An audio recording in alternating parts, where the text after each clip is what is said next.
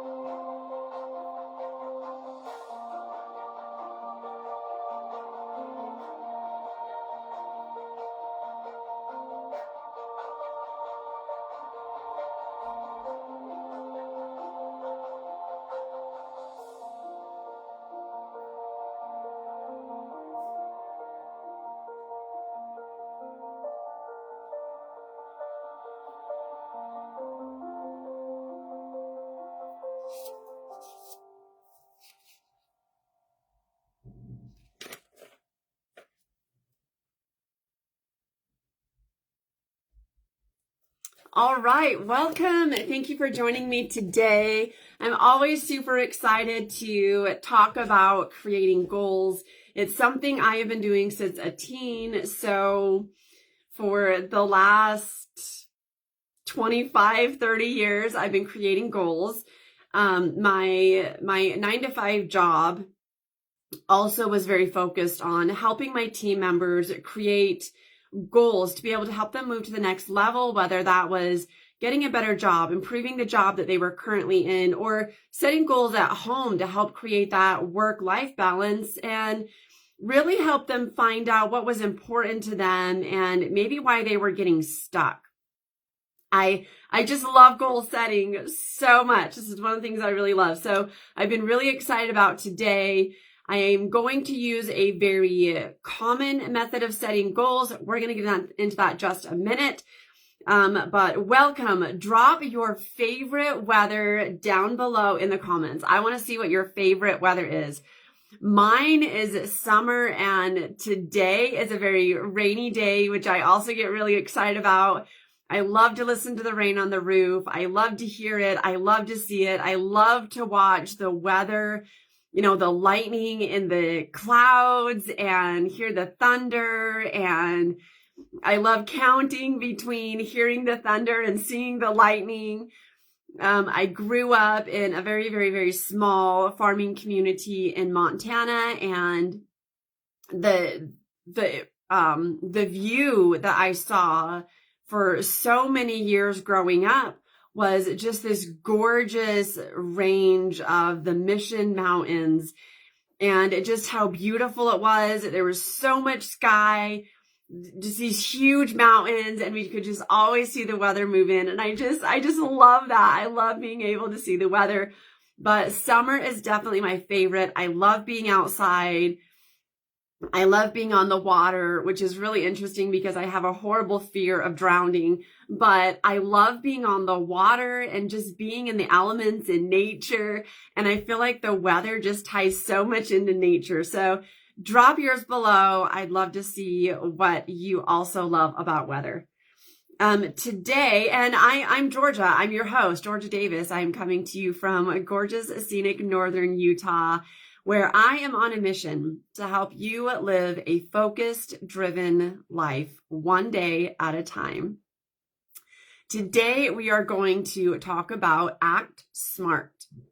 SMART is an acronym that's very commonly known in the goal setting world, but I've added my own little touch to this. So we're going to start with ACT. When you are creating goals, you must be accountable, you must be committed, and you must be timely with your goals. Now, this could mean a lot of different things to anybody that's watching. To me, timely means that you're setting the right goal for where you want to go. You're setting the right goal at the right time. So act smart. Act again is accountability, committed, and timely. All right, so let's get into goal setting.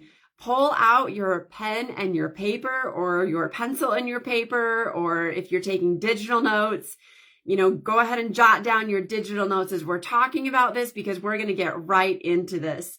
So SMART goals. When you're setting goals, it's really, really important to know where you want to go.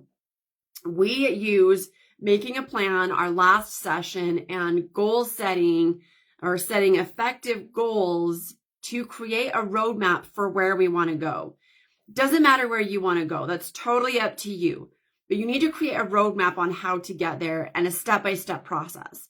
When you start setting goals, the goals help become those defining steps. They help us really narrow down, okay, what do I need to do to get from A to Z? How do I get there? Welcome, thanks for joining. So how do I get from A to Z? And that's what our goals do. They help create that step-by-step process. And the more detailed you are with your goals, the more effective you're going to be, and the faster you're going to be able to get to that destination that you want to get to. So when we start with SMART goals, the S stands for specific. The more specific you are, the more detailed you are, the more you're really going to get what you want in the end. So here's just a rough example, and I'm going to use a few different examples through today's live. So if you set a goal, go to the grocery store, but then you don't put a list down of what you need to get at the grocery store, you're not going to know what to get. It's kind of like how we had the example last time of I'm going to make peanut butter and jelly sandwich and macaroni and cheese. If you just put the goal, I'm going to eat, that doesn't really get you anywhere. That opens up a lot of options. And that might be what you're looking for. Maybe the goal is find out about, and then you have to do research on that thing. That's okay too. It just depends on where you want to go. If you have someplace really specific you want to go, you've got to be more specific with that. So with the grocery store example, you want to put exactly what you've got to get at the grocery store. What's your route? How are you going to get there? Are you going to take a bike, a train, a car? Are you going to hitch a ride from a friend? Are you going to jog, walk? How are you going to get to the grocery store once you've got your list? And then once you get to the grocery store, you've got a whole bunch of steps you got to make, right? And we just do it instinctively with someplace that we're going. I make a list of going to the grocery store, and I put things in order of how I find them based on how I move through the store. So I make a really detailed list, but then I know, okay, the butter and the milk is going to be in the dairy section. The fruits and vegetables are going to be in the produce section. The cereal is going to be down this aisle, and this aisle is going to be before, this other stuff that I need. So I have a lot of detail as I'm shopping, but I already know in the back of my mind because I've already gone to the grocery store so many times. What's the next step once you've got everything that you're getting?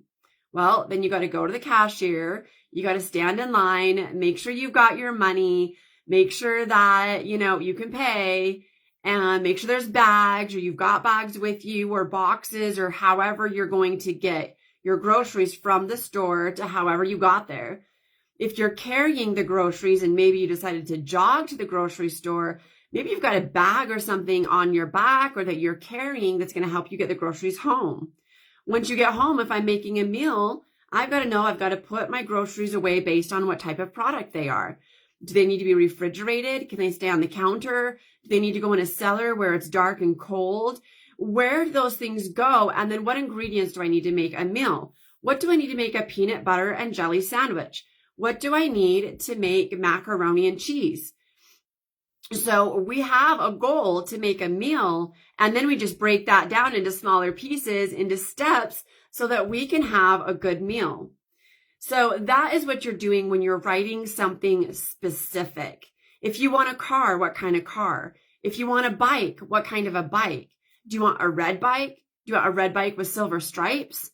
Do you want, the brakes on the handles? Some things are just going to be standard based off of what you want. If it's not, and here's the exciting part, this is where it gets really fun. Do you have to create what you want and what you're looking for? Is there a product out there that already meets your needs and you just have to get the means to be able to get it? Or do you have to get into the creative aspect of it? A bike, I guess some bikes, I was going to say bikes don't have brakes on the pedals, but their entry-level bikes do.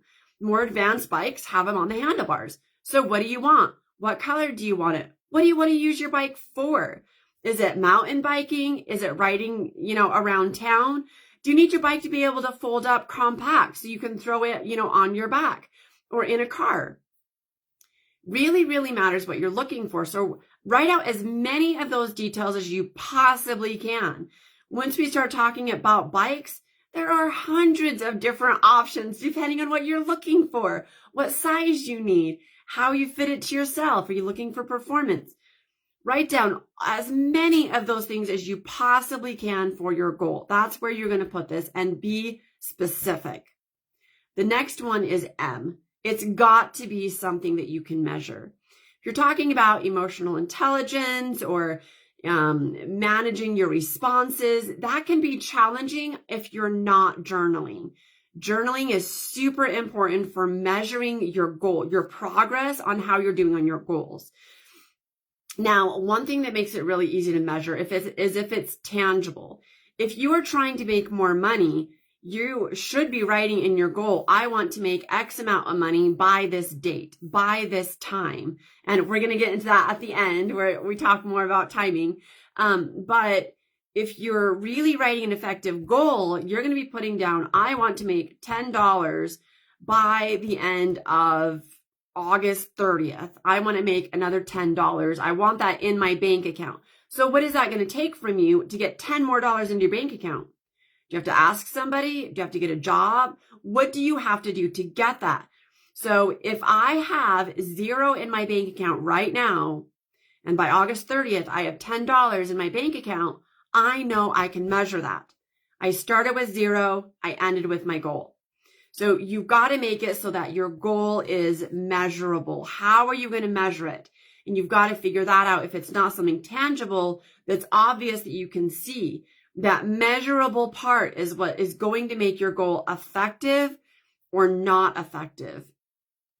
Let's just go back to the emotional intelligence one just really quickly, because that's a really, really important one to focus on, communication, anything like that.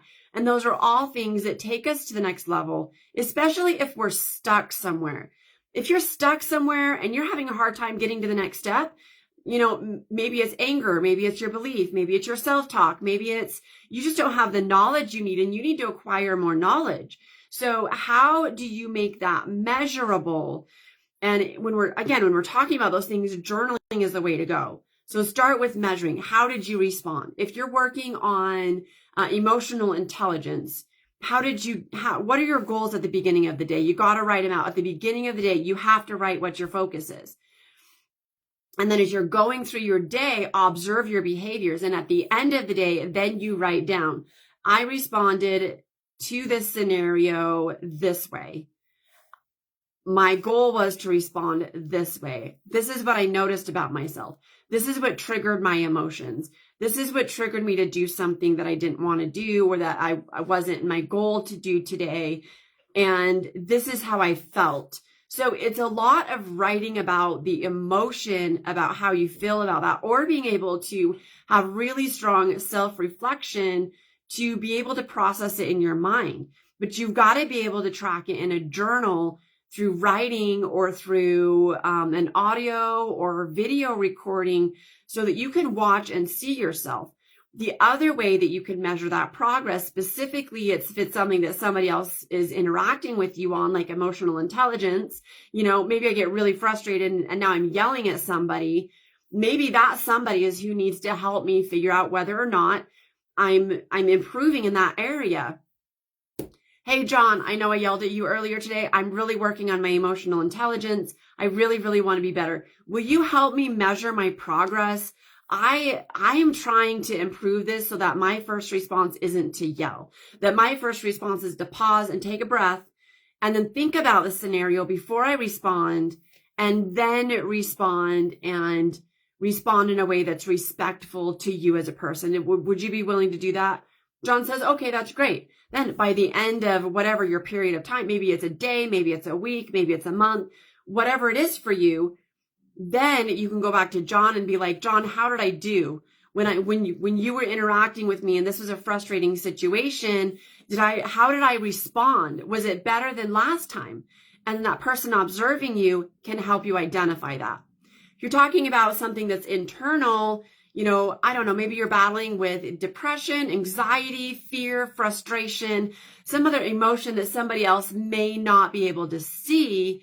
How are you dealing with that and how are you managing it? You're going to have to write it down. You're going to have to be very, very transparent with yourself and vulnerable with yourself. And that might mean writing in a journal that nobody can see and you lock it up, or, you secure it however you need to secure it, but you have to write it down. That measurable part is a super, super important part of writing goals. The next part is, it can be a few different things: accountability, achievable, attainable, but it's got to be something that you can reach. You want a goal that is going to challenge you, because if it doesn't challenge you, you're just where you're at right now. You're not actually improving. You're not actually using the goal for what it's meant to do. A goal is meant, in my opinion, to push you to the next level, to help you get from one place to the next, because otherwise it's a habit, it's a routine, it's something you're comfortable with, and goals really should not be something that you're comfortable with. There's something that should make you a little bit uncomfortable. There's something that should help you get past yourself in one way or another, or be something that you haven't achieved before. They should help get you to a new level.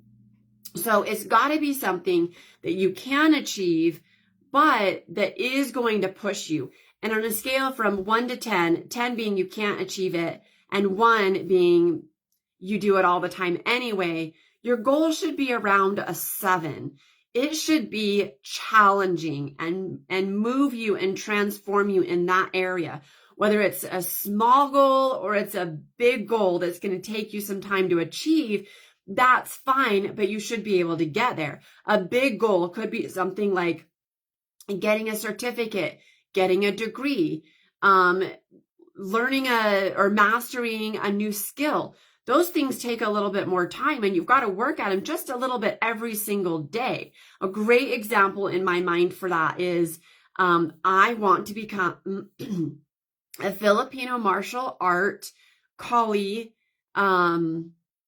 chapter leader with the Kali Center. For me to be able to do that, I've got to work at it every single day. I've got to take it seriously, and I've got to do the work. I've got to show up to in-person trainings, and I've got to put forth the effort whether I want to or not. I've got to keep moving forward with that goal, no matter how I feel about it, so that I can achieve this goal that I have to become a chapter leader. I can see that progress in the videos that I post on my YouTube channel, Focus Driven Life, that help me see my progress. I'm already seeing progress, and I don't practice as much as I would like to, but I can see the progress. I can achieve that if I keep working at it. What I might not be able to achieve is 50 years of training in Kali. Maybe I'm going to live another 50 years. I don't know. Maybe Kali will help me do that. But practicing Kali for 50 years may be a goal that I can't really achieve. I may go out tomorrow and get in a car accident, and then I can't ever do Kali again. Maybe I'm going to have some kind of a disability, or something that stops me from being able to do that. I don't know what that would be, but you've got to make sure that it's something that is achievable, that you can reach, that you can see a path to get there, even if it's hard and challenging.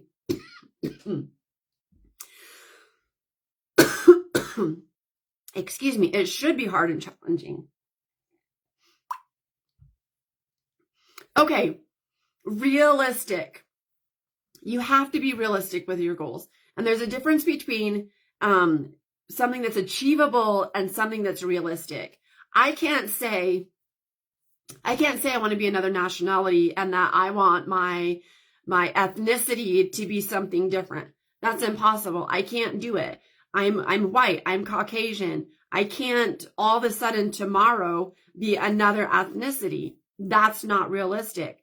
I can't set a goal and tomorrow say, I'm going to get $1 million tomorrow. That's not achievable because right now I'm not in that position to get $1 million tomorrow. That's impossible. I can't be a bodybuilder by Friday. It's Tuesday. I can't be a bodybuilder by Friday. That is not realistic. I can't go out and buy 10 brand new cars tomorrow. That's not realistic. One, I don't have a place to put them. Two, I don't really want 10 new cars. And three, I don't really want to allocate money to put into 10 new cars tomorrow or by the end of the week. So it's got to be something that's realistic, but challenges you. Becoming a college chapter leader is realistic.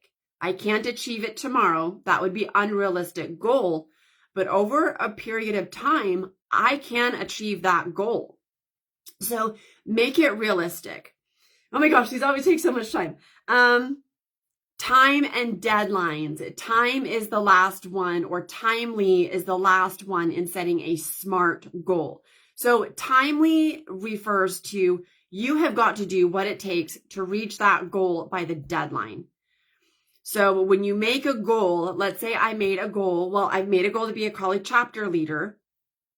My goal is that by next year, by next June, I want to be a college chapter leader. I don't know exactly what that's going to take. I've got to do some more research on it. I've got to get more information, but it is realistic for me to be a college chapter leader by the end of next June. It really is. The little bit of information that I have, it is. So if I set that timeline, college chapter leader, this is everything I've got to do to get there. This is the deadline. This is the timely that I want to reach. So then I've got to be timely with reaching that goal. Some goals require several steps and they require you to have other steps completed to achieve the goal. So if I have a goal that requires 10 steps and they have to be done in order, they have to be done timely to reach the next goal, I cannot skip steps. I cannot do step 1, 3, 6, and 10 and think that I'm going to get everything done. I have to do all of those steps. I have to do them timely. So that's what that timely means. Pretend like the timely aspect of this, if you don't do it by that time, you're going to be letting yourself down. Now, here is the side note to that with timeliness. If you're approaching your deadline for your goal, let's say I've got a week left. It's middle of June next year, and I've got a week to 2 weeks left, and I know I'm not going to hit the goal of being a college chapter leader. Now I need to go back into my goals. I need to take a look at them, and I need to reevaluate where I am. What did I miss? What do I still need to do? How much time is it going to take me to get there? And then I need to set a new deadline. That is not letting yourself down. That's reassessing and identifying where and what you need to do to get from here to there to reach that goal. That is really, really important because sometimes we feel like, oh, I missed a deadline. It doesn't matter. Now I don't have to do it, or I'll just do it whenever. No, don't do that to yourself. Reset and renegotiate the terms of that timeliness for yourself. This will help set you up for success because when you start missing deadlines, you start setting a precedence that you do not have to be impeccable with yourself. And that's the last thing you want to do. Do not get yourself to a point where you are violating an agreement or terms that you made with yourself. That is always going to set you up for the wrong and bad kind of failure. Don't do that. So just a quick refresher of this. Act smart. So act is accountability, committed, and timely with your goals. Smart is I just went blank. Specific, measurable, achievable, realistic, and timely. Act smart when you're making your goals.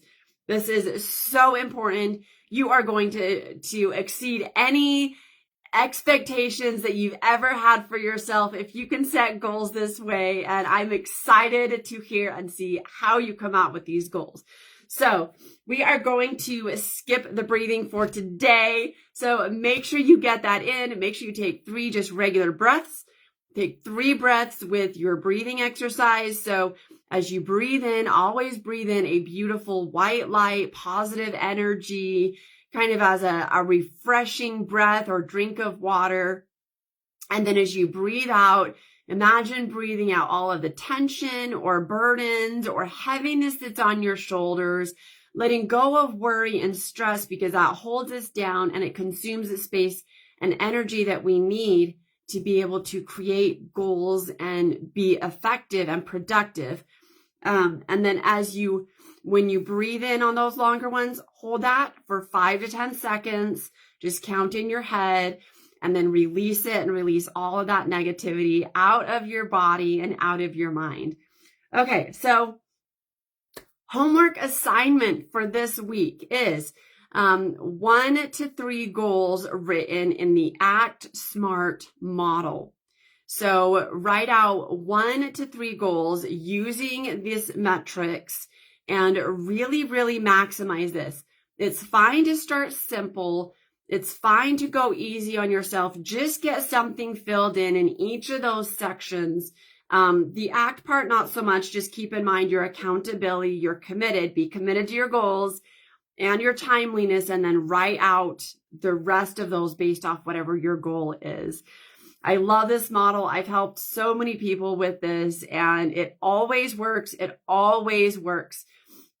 Thank you so much for watching. Next week, next Tuesday, we are going to be focusing on how to show up. We're going to talk about that more next week. Again, thank you so much for watching and have a great week. Get that homework done. Make sure that your breathing exercises are getting done as well. And have a wonderful, wonderful week. We'll see you next time.